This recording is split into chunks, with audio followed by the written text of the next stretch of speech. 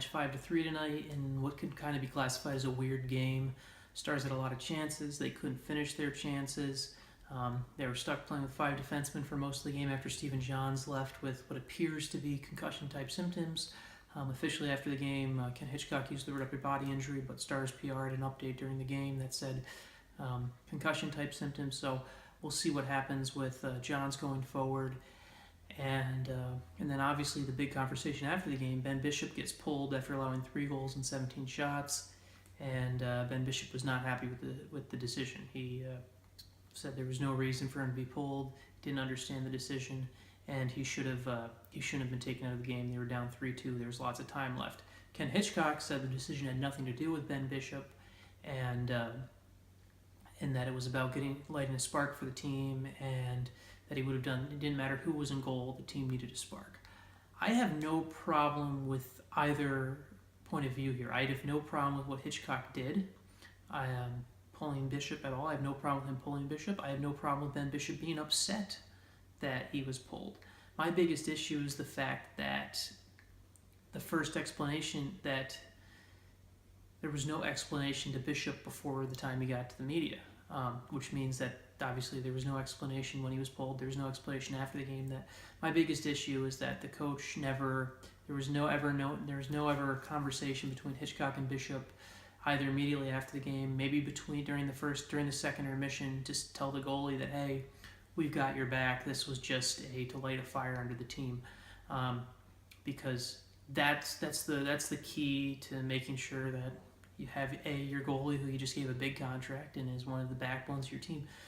You need him to be happy. You need him to have kind of an understanding of how things are going to work. Ben Bishop is the starting goalie, and actions have shown that, but it's a 2-minute, 30-second conversation for the coaching staff to go and tell Ben Bishop that, hey, this wasn't on you. This was to get the team going. And so that's just the one thing the one fallacy in how everything played out. No problem with Bishop being upset he was pulled, even if he could disagree with that, but at least there would have been a reasoning that he would have been told. And you know what? It actually did light a fire under the team. They came in. Kari Lehtinen came in. I thought Kari Lehtinen actually played pretty well for the situation he was thrown into. Maybe you obviously would like to see a timely save with 10 seconds left in the second period, but still that's an odd bounce and a difficult save to make. And the team responded well to that. They had a nice push in the third period. They weren't able to tie it up, unfortunately for the Stars, but you saw the effort there, and just really need more finish, and you need more finish from guys that don't play on the top line. Jamie Benn and Tyler Seguin have played well tonight. Brett Ritchie got a chance on that top line with them, while Alexander Radulov has moved down to the Janmark line.